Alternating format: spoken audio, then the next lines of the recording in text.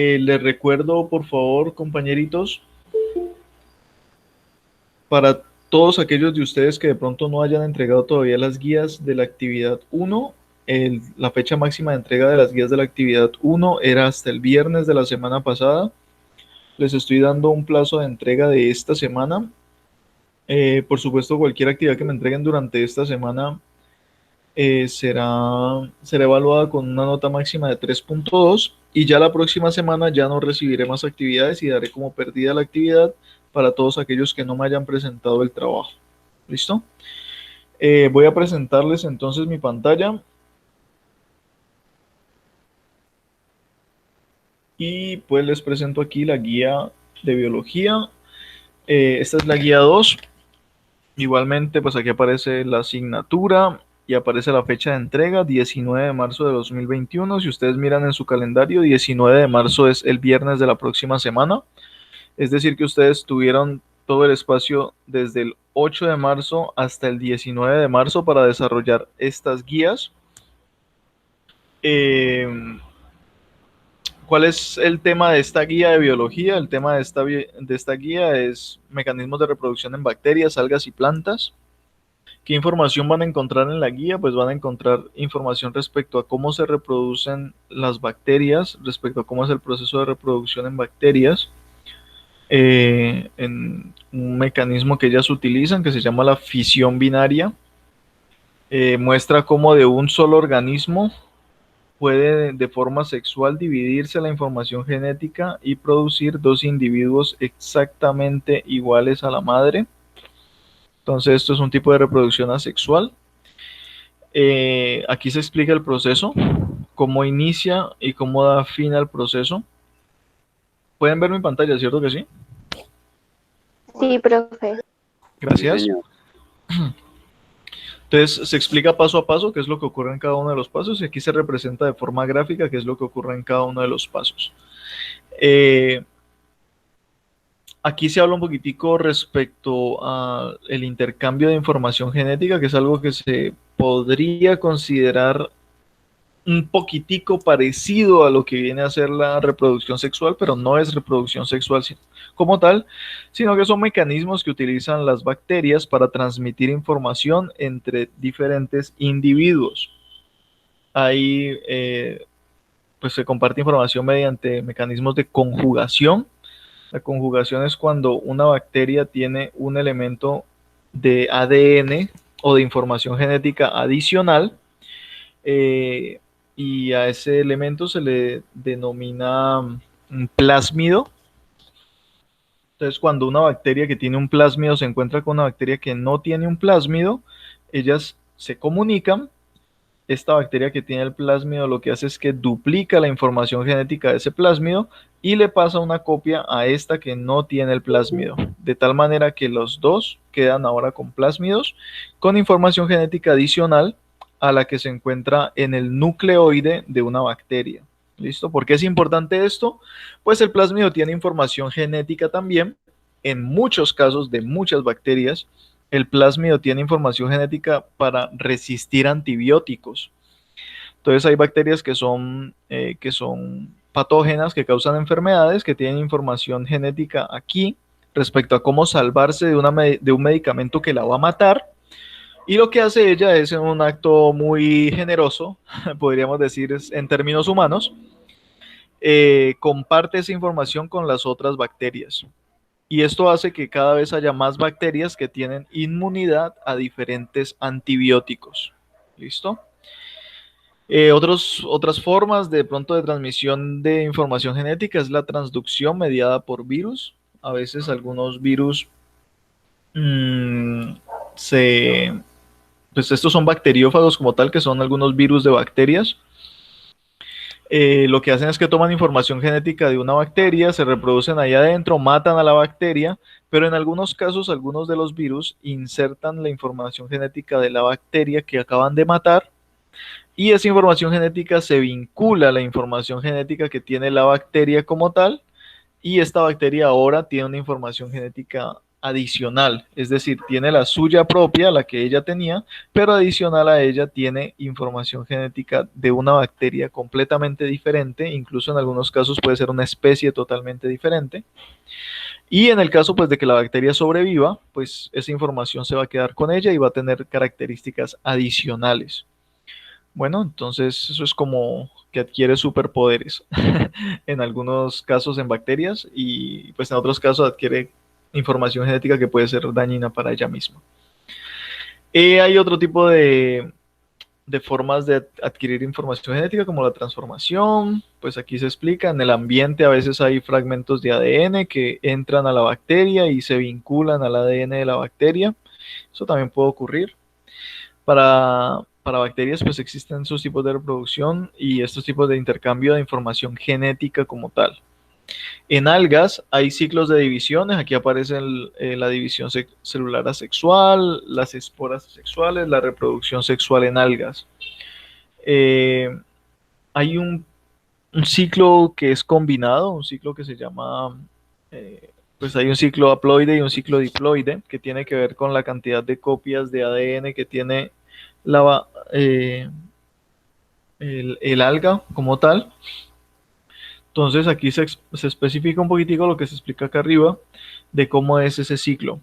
Hay un momento en el que el alga pues tiene una etapa vegetativa que es el esporofito. Esa etapa vegetativa por meiosis, que fue algo que aprendimos por allá en sexto, que es la división de una célula con el fin de producir gametos sexuales. Por meiosis se producen esporas. Las esporas tienen una cierta información genética, la mitad de la información genética que tiene este esporofito. Y pues esas esporas se desarrollan, generan un alga macho, una alga hembra.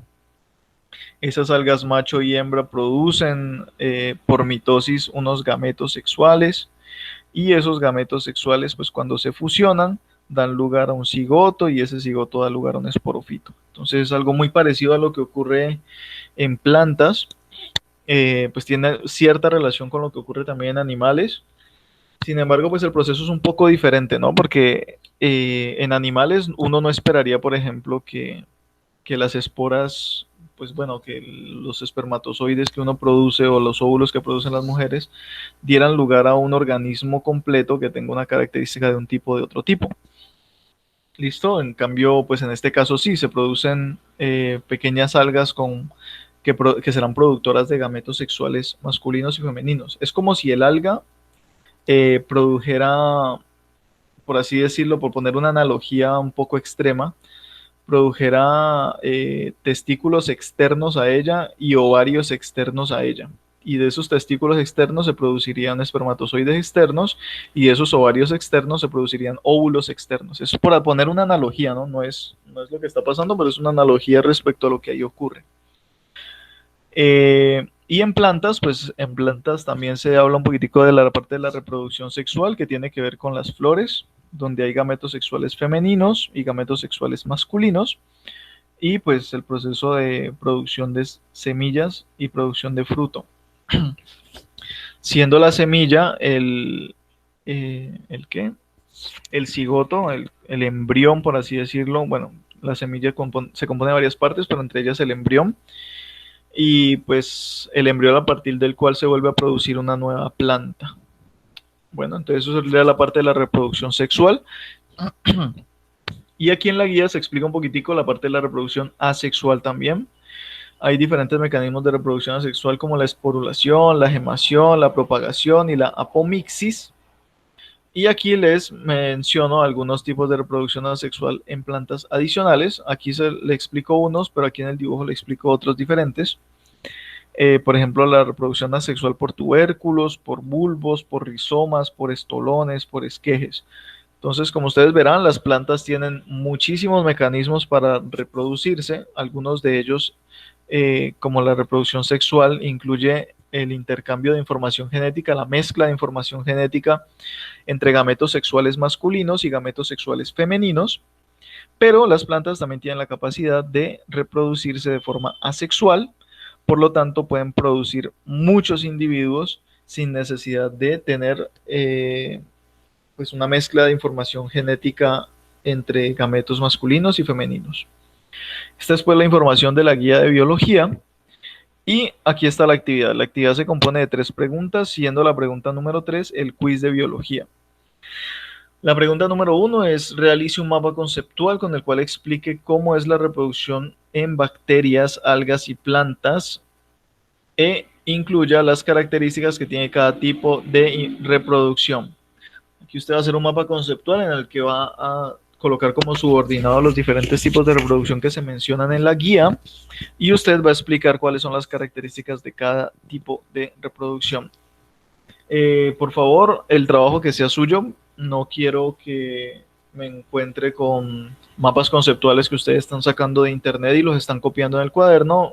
No crean que no lo noto, es muy muy evidente cuando copian un mapa conceptual de internet y lo pegan o lo transcriben a su cuaderno. Que yo no les diga que no les diga mucho al respecto, pues no significa que eso esté bien. A partir de ahora, si me doy cuenta de que algún mapa conceptual de lo que están presentando o alguna actividad de lo que están presentando es una copia exacta de algo que está en internet, pues daré el punto como perdido, y pues la idea es que usted desarrolle sus propias actividades, que lo que usted escriba en su cuaderno venga de algo que usted produce en su cabeza, no que busca en internet como tal, ¿vale? Ahora vamos al punto 2. Represente con dibujos cómo es cada uno de los tipos de reproducción asexual en plantas que aparecen en la lectura. Listo. Aquí aparecen diferentes tipos de reproducción asexual en plantas: la esporulación, gemación, propagación y apomixis. Pero estas no las estoy dibujando, solamente les presenté algunos tipos de reproducción asexual. ¿Cuál es su trabajo? Representar por dibujos cada uno de estos tipos de reproducción, ¿vale? Ahí les recomiendo que investiguen un poquitico, adicional a lo que aparece aquí en la guía, pero si ustedes no quieren investigar, igual aquí en la guía aparece la información necesaria para que usted desarrolle esta actividad. Y por último, el quiz de biología, que debe realizarlo en hoja aparte con todos sus datos, nombre y grado. El quiz es elaborar un mapa conceptual de la reproducción de los seres vivos. Seres vivos incluye animales, incluye plantas, incluye bacterias, incluye todos seres vivos. Utilizando dibujos para explicar cómo es el proceso de reproducción en bacterias, algas, plantas y animales. ¿Listo? Cómo es el proceso en diferentes tipos de animales, en diferentes tipos de plantas y en algas y en bacterias. Entonces, esta es más o menos la información que tenemos para la actividad 1 de biología. ¿Dudas, preguntas, inquietudes? Bueno, no hay, entonces pasemos a ambiental. Perfecto. En ambiental, lo mismo, 19 de marzo, aquí está el correo y el tema: ¿cuál es el objetivo de la guía? Reconocer diferentes patrones de crecimiento en poblaciones y la distribución de las poblaciones en los ecosistemas. Entonces, primero, para trabajar la parte de los patrones de crecimiento de una población en un ecosistema, tenemos que hablar de tasas de crecimiento. No todos los organismos, no todas las especies crecen de la misma manera. Hay organismos que tienen diferentes patrones dependiendo de las condiciones en el ambiente o dependiendo de las condiciones respecto a depredadores en el ambiente. Entonces hay diferentes tipos de patrones de crecimiento. Aquí les presento los diferentes tipos de patrones que existen. Son muy, muy sencillos. Hay más propuestas de patrones de crecimiento, pero pues estas son como las más comunes, como las que uno generalmente escucha en la vida cotidiana, lo más normal. Hay patrones de crecimiento exponenciales, que son crecimientos sin límite, cuando un organismo en el tiempo, las poblaciones crecen y crecen sin control. Esto es muy común, por ejemplo, en bacterias. Cuando las bacterias tienen alimento suficiente, las bacterias se reproducen y se reproducen de forma exponencial y no tiene pausa este crecimiento en bacterias. Por ejemplo, hay crecimiento logístico, que el crecimiento logístico depende de una capacidad de carga que tenga el ecosistema. Cuando en el ecosistema hay algo que limita la cantidad de individuos que hay, el crecimiento a lo largo del tiempo solamente se da teniendo en cuenta la cantidad de ese recurso que haya. Les doy ejemplos. Como capacidad de carga puede ser el espacio. Digamos, una orquídea que crece sobre un árbol las poblaciones de orquídeas pueden crecer hasta que ocupen todo el espacio del árbol.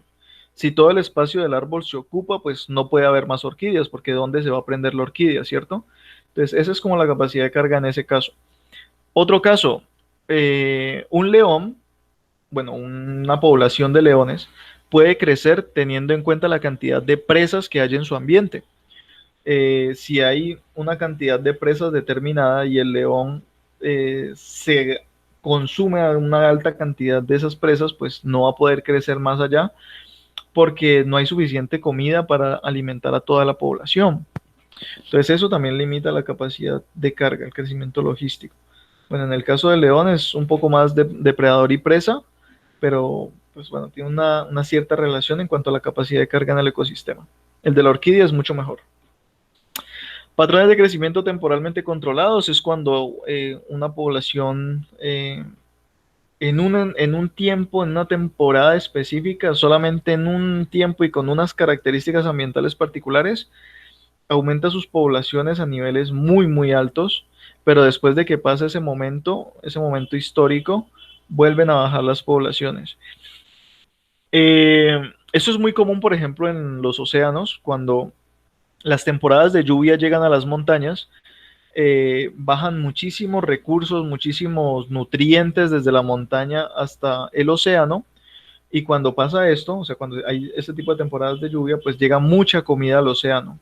En ese momento, pues los animales que están allá, o los animales y las plantas, o bacterias, o lo que sea que haya en el mar en ese momento, reciben mucha comida, muchos nutrientes, muchas cosas, pues, mucho alimento como tal, y las poblaciones aumentan en unos radios, en unas cantidades, perdón, muy altas. Entonces, normalmente las poblaciones están a este nivel, pero cuando les llega la temporada de lluvia, empiezan a reproducirse y a reproducirse y a producir más y más descendencia, más y más descendencia. Cuando se acaban las temporadas de lluvia, pues deja de llegar toda esa comida al mar y pues las poblaciones no pueden sostenerse porque no hay comida para alimentar a tanta gente. Entonces empieza a haber depredación, empieza a haber todo esto y las poblaciones vuelven a bajar. ¿Hasta cuándo? Hasta que puedan vivir con la comida que hay en ese momento en el mar. Una vez vuelva a haber temporadas de lluvia, vuelve otra vez a subir. Entonces eso es un patrón que se repite. Y acá en patrones de crecimiento, depredador y presa es algo muy parecido a esto, pero es más corto en el tiempo. Esto depende de en un ambiente cuántos depredadores y cuántas presas hay. Es evidente que si hay muchas presas, pues hay mucha comida. Y si hay mucha comida, pues ¿qué va a pasar con los depredadores? Les va a ir muy bien porque van a estar comiendo. Pero conforme se vayan comiendo a los conejos, por ejemplo en este caso, las poblaciones de conejos van a bajar. Y si la población de conejo baja, pues ¿qué le va a pasar a la población del depredador, del lince? Como no tiene comida para alimentar poblaciones grandes, pues se empiezan a disminuir los tamaños de las poblaciones. Eso también es algo muy cíclico. Conforme mejora la población de conejos, mejora la población de linces. Una vez baja la población de conejos, baja la población de linces. Vuelve a mejorar la población de conejos, mejora la población de linces. Mire, conforme baja la población de conejos, baja la población de linces. Entonces es algo como que van, como que están bailando entre ellos. Dependiendo de la cantidad de presas que haya, pues asimismo les irá bien a los depredadores. Y aquí los tipos de distribución que existen, hay más, pero pues estos son, nuevamente les repito, los más comunes. Hay distribución al azar, agrupada y uniforme. Como ustedes pueden ver en el ejemplo, distribución al azar es simplemente que las poblaciones se pueden ubicar en diferentes sitios y les da independientemente igual en dónde se encuentren. La agrupada es que las poblaciones se hacen junticas, les gusta vivir cerca las unas a las otras. Y uniforme es que las poblaciones se separan cierta distancia entre ellas. ¿Por qué? Pues por alelopatías, porque no hay recursos suficientes para estar en el mismo sitio pegadas. O porque la especie es un poquitico, no le gusta pues estar muy aglomerada. Eso pasa mucho, por ejemplo, en pinos, en helechos, en algunas especies de helechos, en fin. Entonces, pues ahí está la información. Esto es respecto a este tema. La Actividad son 3 puntos nuevamente, son 3 preguntas, de las cuales el punto 3 es el quiz de ambiental.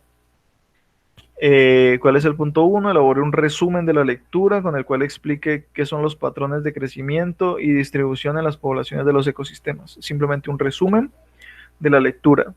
Segundo, mencione y dibuje ejemplos de especies cuyas poblaciones se distribuyan al azar, de forma agrupada y de forma uniforme. Investiguen y piensen en diferentes especies que se distribuyan de esa manera. Usted va a hacer el dibujo en su cuaderno de las diferentes especies que usted investigó o que usted reconoció. Les voy a hacer una advertencia como tal. Yo veo venir que algunos de ustedes no van a dibujar especies, sino que lo que van a hacer es estos mismos 3 cuadros. No es eso lo que les estoy pidiendo, no les estoy pidiendo que transcriban estos cuadros en su cuaderno.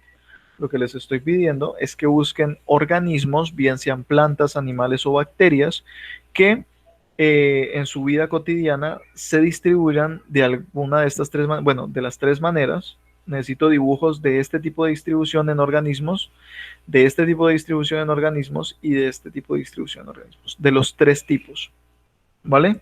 No me vayan a hacer estos cuadros con puntos porque yo no quiero ver puntos en el cuaderno. Necesito para este punto 2 que dibujen especies. Bueno. Y por último, quiz de ambiental, elabore una historia, un cuento, una leyenda, un mito, una fábula. Es una historia de su imaginación. Vuelvo y le repito, no me transcriban algo que está en internet al cuaderno porque yo me voy a dar cuenta y el punto quedará como perdido. En el cual los personajes y el relato incluyan todo lo visto hasta el momento respecto a ecología de poblaciones, densidad, tasas de crecimiento, tasas de natalidad, tasas de mortalidad, migraciones, patrones de crecimiento y distribución. En su historia, lo que usted se imagine o lo que usted escriba, tiene que incluir todos estos temas que hemos visto en ambiental. Y además de eso, usted me va a ilustrar su historia. Ese es el quiz. ¿Preguntas, dudas, inquietudes? ¿Todo está claro entonces? Ok. Sí, señor. Perfectísimo. Vamos a la siguiente, que es la de fisicoquímica. En este caso vamos a trabajar con concentración de soluciones. Nosotros ya hablamos en la clase pasada de que existían diferentes tipos de soluciones y que habían soluciones que estaban diluidas y soluciones concentradas. En este caso, la actividad tiene que ver con cómo calcular las concentraciones en unidades físicas. Entonces aquí se explica brevemente qué son las concentraciones. Aquí les presento un dibujo donde les explico qué es una solución diluida a concentrada. Y cómo calcular las concentraciones en unidades físicas se explica aquí al final. Esta es la forma matemática para que usted calcule diferentes tipos de concentraciones. ¿Cómo lo va a calcular usted? Va a depender de las unidades que yo a usted le dé pues que se le den en el laboratorio, que se le den a usted en una pregunta como tal, en un taller. Entonces, ustedes ya saben cuáles son las unidades de masa y cuáles son las unidades de volumen, ¿cierto? ¿Alguien me puede decir unidades de masa? No lo saben. Listo, queda como tarea adicional. Copien en el cuaderno. Averiguar cuáles son las unidades de masa en física.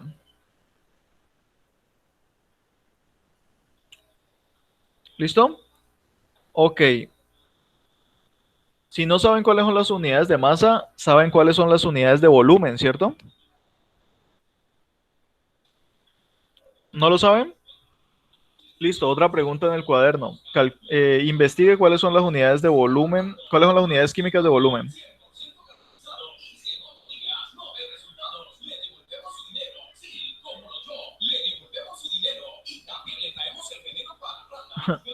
Están vendiendo veneno para ratas. Listo, necesito ver eso en el cuaderno. ¿Cuáles son las unidades de masa? ¿Cuáles son las unidades de volumen? Eso tuvieron que haberlo visto cuando trabajaron las unidades UPAC. En este caso, en este ejemplo como tal, hay 3 tipos de formas de calcular concentraciones. Una es las unidades de masa a masa, unidades volumen a volumen es otra, y la última es unidades de masa a volumen. dependiendo de la información que haya en el ejemplo, usted va a utilizar una de estas tres fórmulas. Denme un segundo.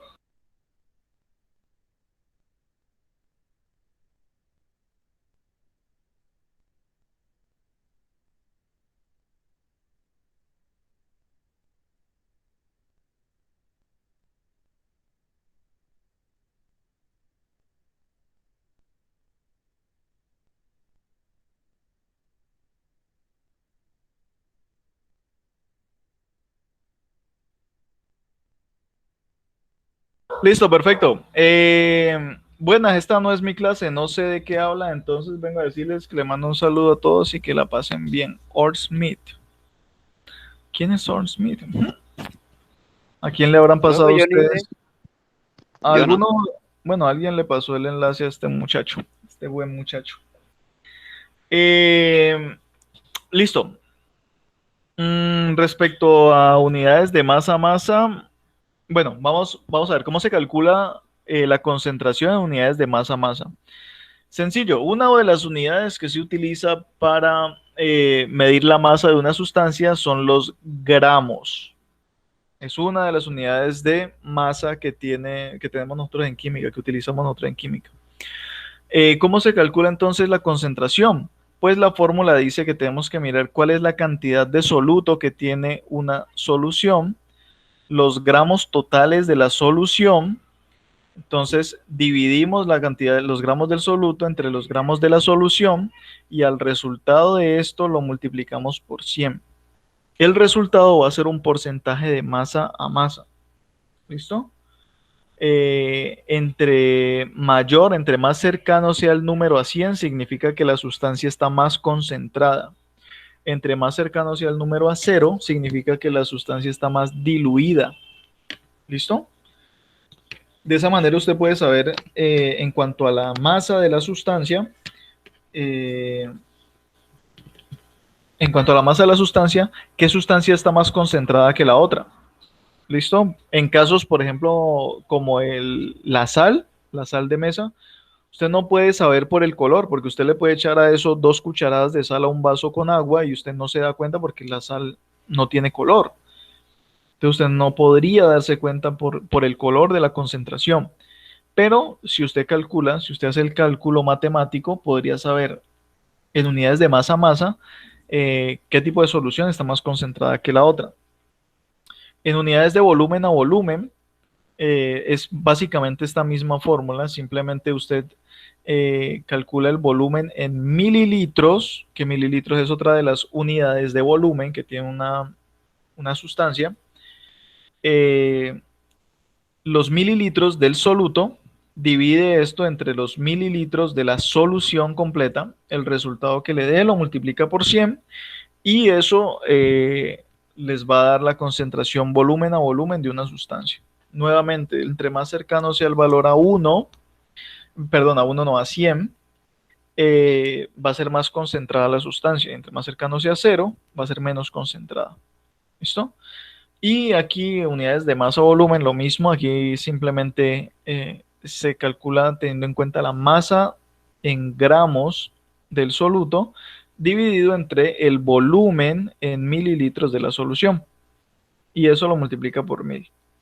Y ese resultado pues le va a dar las unidades de concentración masa-volumen o peso-volumen que le llaman también, pero pues peso está mal utilizado aquí. Eso es, muchachos, la forma como se calcula. De pronto ustedes van a tener dudas. Yo aquí por eso les dejé un ejemplo de cómo se calcula. Es muy sencillo. El ejemplo aquí dice, calcula la concentración en porcentaje de volumen, de 180 centímetros cúbicos de vinagre disueltos en 1.5 litros de agua. ¿Listo? Entonces, lo primero que hice aquí fue tener en cuenta que centímetros cúbicos es igual a mililitros, ¿vale? Es decir, que 180 centímetros cúbicos son 180 mililitros. Aquí se hace un factor de conversión. ¿Ustedes recuerdan lo que son factores de conversión de pronto o no lo recuerdan? El silencio significa que, bueno, varias cosas. o que no lo recuerdan o que no quieren participar. Entonces, aquí tengo el tablero. Ujú. Listo. Factor de conversión, ¿cómo funciona? Aquí estamos diciendo que tenemos 180 centímetros cúbicos. ¿Listo?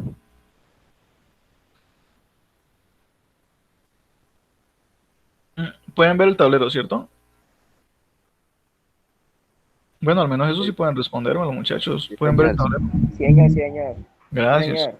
Qué amables. ¿A qué es igual 180 centímetros cúbicos? Pues un centímetro cúbico es igual a un mililitro. Entonces 180 centímetros cúbicos son 180 mililitros. ¿Listo? Aquí el factor de conversión, ¿cómo funciona? Pues resulta que nosotros hacemos una multiplicación. Para hacer un factor de conversión, nosotros lo que hacemos es una multiplicación entre factores iguales. ¿Cómo así? Tenemos 180 mililitros. Eso lo multiplicamos por un factor de conversión. ¿Qué va a haber en ese factor de conversión? Pues una división. En la parte de abajo se colocan el factor de conversión correspondiente. En este caso podemos decir que aquí abajo vamos a colocar el factor de conversión que corresponde a litros. Y en la parte de arriba vamos a colocar el factor de conversión que corresponde, perdón, aquí, a mililitros. Y nosotros simplemente colocamos los valores numéricos. ¿Listo? ¿Cómo así? Pues nosotros sabemos que un litro corresponde a cuántos mililitros. ¿Alguien sabe? ¿Saben cuántos mililitros hay en un litro? ¿El nombre mili les suena de algo? ¿Mili no les suena nada? Pues a mí no, profe. ¿En serio no les suena nada mili? Mil. Mili, mire, ¿a qué les suena? ¿Se les suena parecido a algo? ¿No? ¿No les suena nada? Bueno, a mí me suena parecido a mili. Entonces, en este caso estamos diciendo que un litro son 1000 mililitros. Nosotros hacemos esta multiplicación. ¿Cómo se multiplican los fraccionarios? Oh, perdón, aquí es al revés. ¿Cómo se multiplican los fraccionarios? ¿Ustedes saben?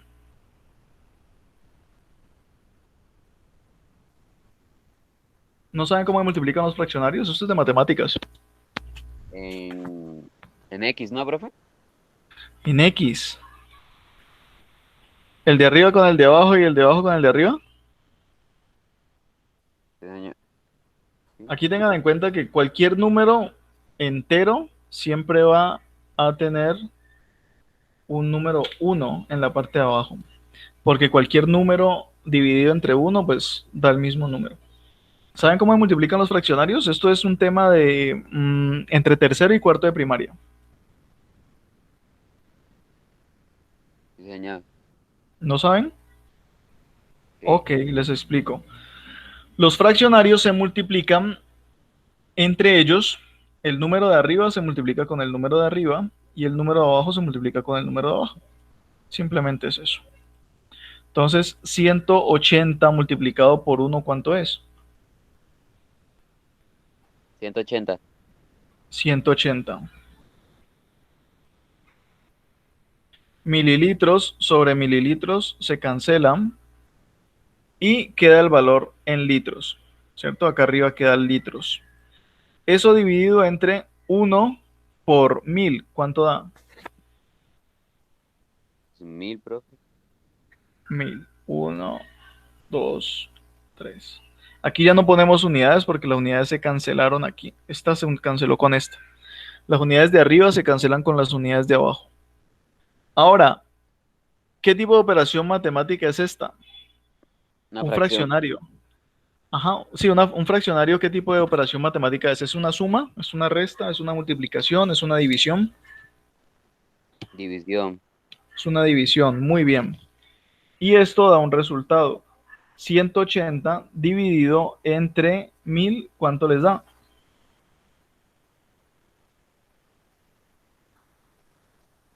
Pueden utilizar calculadora o lo que quieran. Igual ustedes están en casa, pueden utilizar lo que deseen. 180 dividido 1000.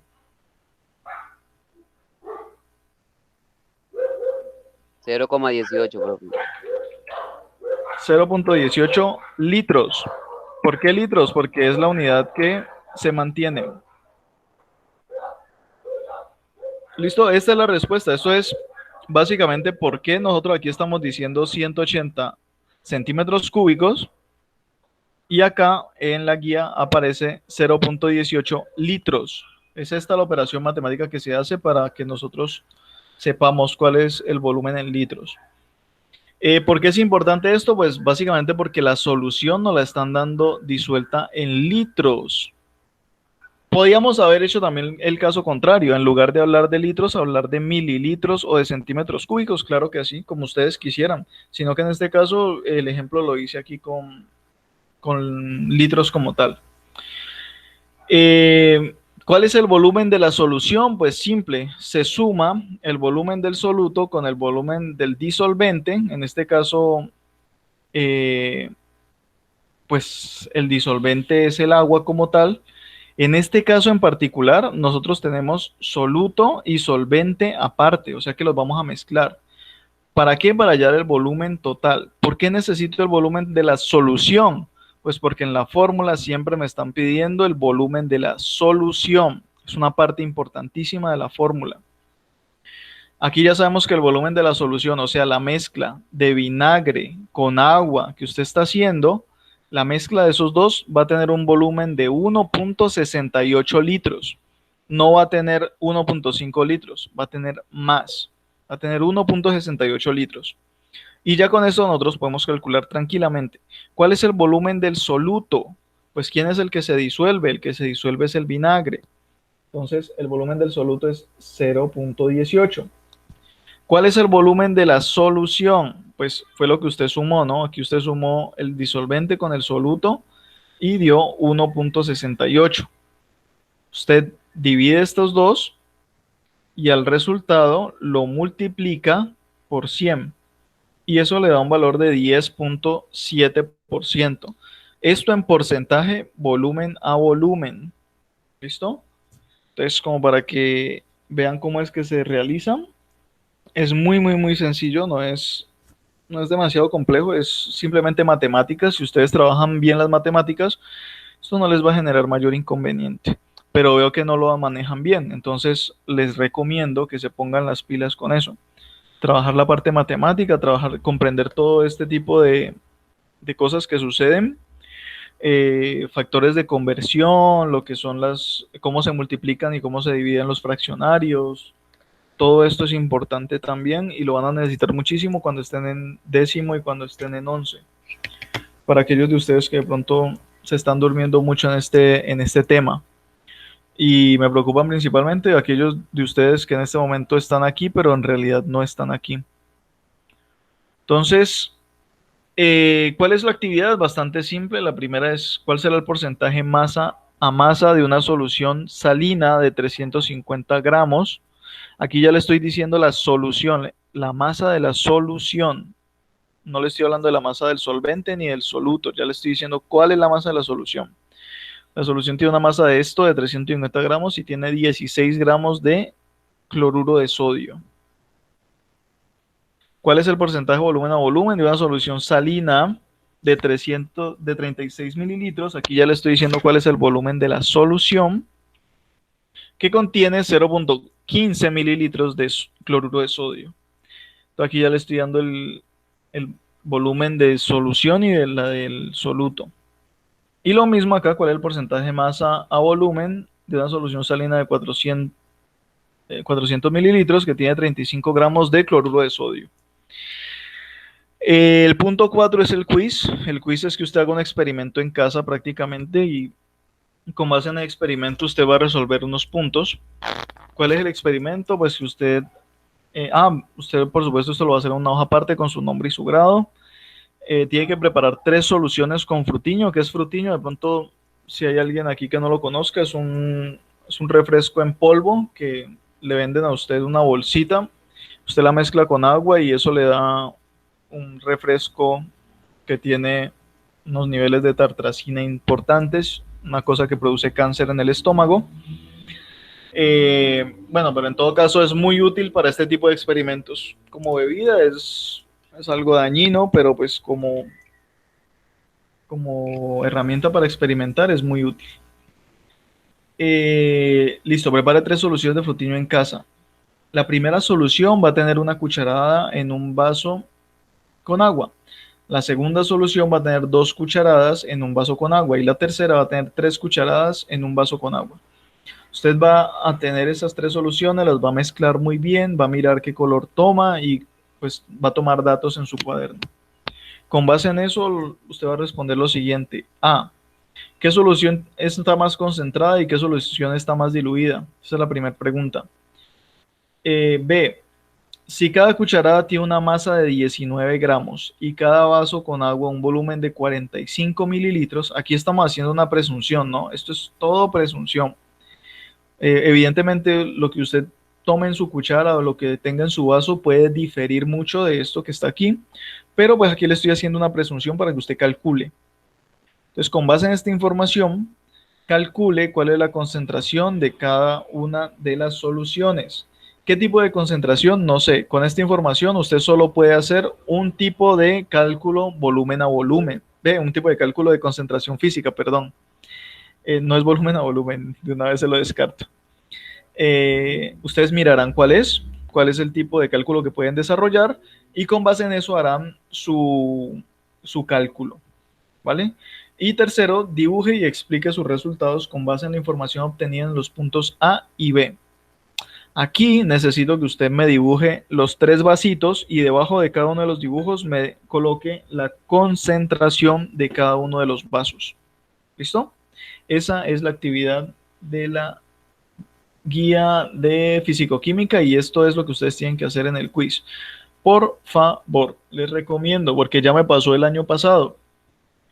Yo no sé, ustedes tienen un problema y es que siempre que ven A, B y C, creen que lo que tienen que hacer es poner una X.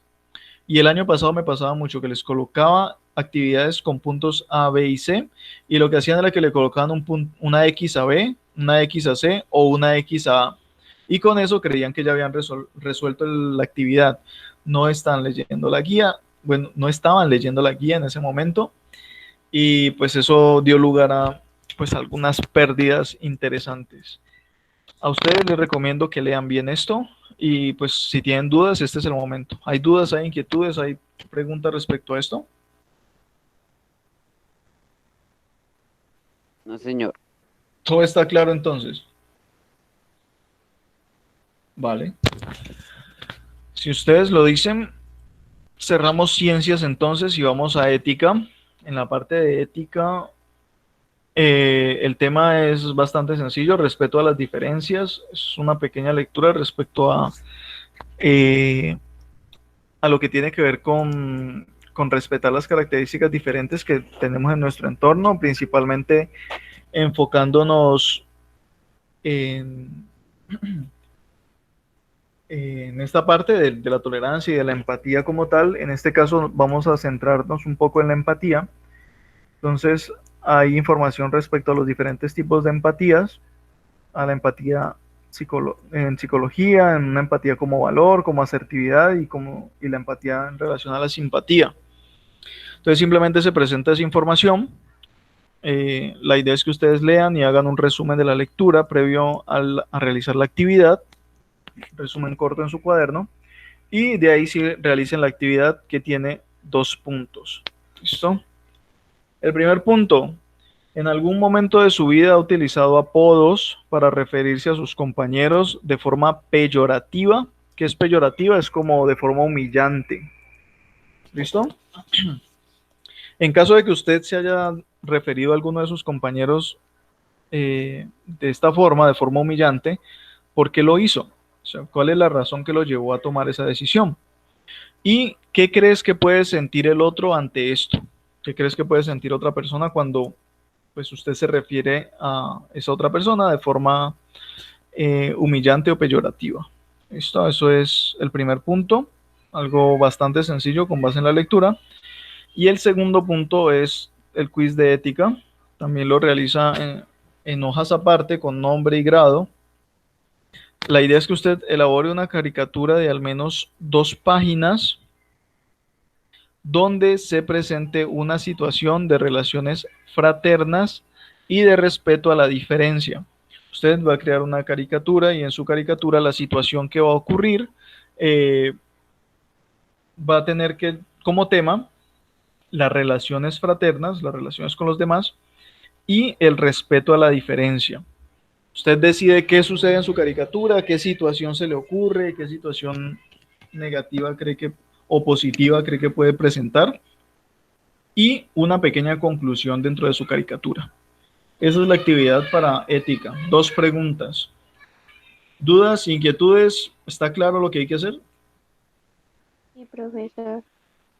¿Difícil la actividad? ¿Complicado?